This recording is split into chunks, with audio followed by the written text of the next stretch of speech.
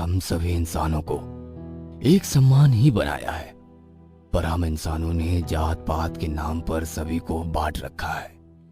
जब जब आदमी अपनी जाति का प्रयोग किसी अन्य जाति वालों को दबाने में करता है, तब इसके अंजाम बहुत ही दिल दहला देने वाले होते हैं।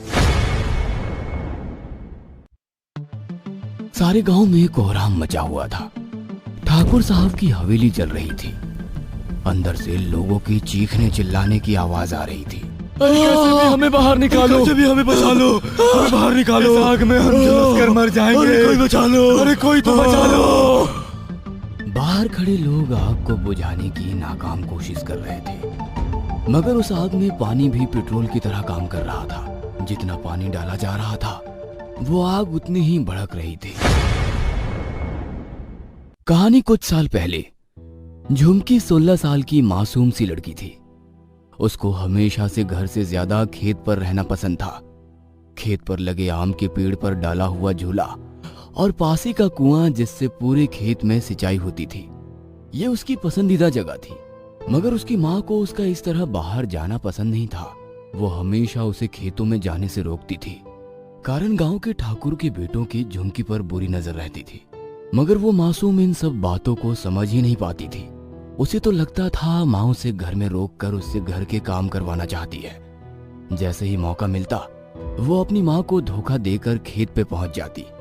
माँ उसकी नादानी पे मुस्कुराती थी। गांव में जाति प्रथा बहुत जोरों पर थी।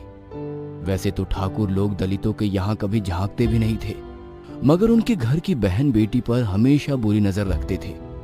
जब भी मौका लगता, उनकी बहू बेटियों को अपनी हवस का शिकार बना लेते। झुमकी अभी अभी 16 साल की हुई थी। उसका भरा हुआ शरीर, सांवला रंग और गहरे नयन नक्श, उस पर लंबे बाल। जब वो अपनी गहरी काली आंखों में हल्का सा काजल लगाकर तैयार होती, तो हमेशा अपनी हम उम्र सहेलियों से अलग नजर आती थी। उसे देखकर कोई नहीं कह सकता था कि वो गांव में काम करने वाले गरीब परिवार की लड़की है। इसका कारण ये था कि उसकी रगों में ठाकुरों का खून दौड़ता था। उसका गुस्सा भी ठाकुरों की तरह ही था। ये राज सिर्फ उसकी मां राधा को ही पता था। एक दोपहर झुमकी जब रोज की तरह आम के पेड़ पर अपनी सहेलियों के साथ झूला झूल रही थी, तो दूर खड़े ठाकुरों के लड़कों ने उसे देखा। दोनों एक दूसरे को देखकर कुटिल हंसी हंसते हुए झुमकी के पास आए। ठाकुर साहब के दोनों लड़कों को देखकर झुमकी की सहेली बोली, झुमकी चल यहाँ से। ठाकुर साहब का लड़का जोरों से हंसने लगा और बोला, वाह, आज तो मजा आ जाएगा। एक साथ इतने फूलों का रस हम भौरों के नसीब में है। देखते हैं किस किस का रस हमें मिलेगा। उन लोगों की इस हरकत के कारण झुमकी की सारी सहेलियां उन लोगों से डर गई और वे लोग झुमकी को अपने साथ चलने के लिए कहने लगी। मगर झुमकी अपनी जिद पर वहीं खड़ी रही। मगर उसकी सहेलियां झुमकी के कहने पर भी नहीं रुके और वहां से चले गए। ठाकुर के दोनों लड़के उसे अकेला देखकर उससे जबरदस्ती करने लगे। उसे देखकर बोले, बहुत दिनों से तुझ पर नजर थी, मगर तू हर बार हमें धोखा देकर निकल जाती थी। हाँ? मगर आज मुश्किल से हाथ लगी है। बहुत गर्मी है तेरे शरीर में, अभी निकाल देते हैं। तुम क्या बिगाड़ लोगे मेरा? तुम लोगों का ऐसा हश्र करूंगी कि आज के बाद कभी किसी लड़की की तरफ आंख उठाकर नहीं देख पाओगे। झुमकी ने दोनों को एक एक थप्पड़ जड़ दिया। झुमकी का थप्पड़ खाकर दोनों के सिर पर मानो भूत सवार हो गए। दोनों और जोर से जबरदस्ती करने लगे। उन लोगों की हाथापाई में झुमकी पास रखे पत्थर पर गिर गई। उसका सिर उस पत्थर पर जोर से टकराया। अचानक गिरने से उसके सिर से खून निकलने लगा। बहुत देर होने पर भी झुमकी ने कोई हरकत नहीं की। तभी उसमें से एक लड़के ने देखा कि झुमकी की सांसें बंद हो चुकी हैं। अरे, ये तो मर गई। अच्छा हुआ इसने हम पर हाथ उठाया था ना? हाँ, मगर अब इसका क्या करें? अरे उठा के कुएं में डाल दो। दोनों ने उसे उठाकर कुएं में फेंक दिया। झुमकी को कुएं में फेंकने के बाद ठाकुर साहब के दोनों लड़के वहां से भाग गए। कुछ देर बाद एक गांव वाले ने झुमकी की लाश देखी और देखते ही देखते ये बात सारे गांव में फैल गई। कुएं पर लोगों की भीड़ जमा हो गई। लोग झुमकी की लाश को ऊपर से खींचने लगे। अब झुमकी की लाश को बाहर निकाला गया।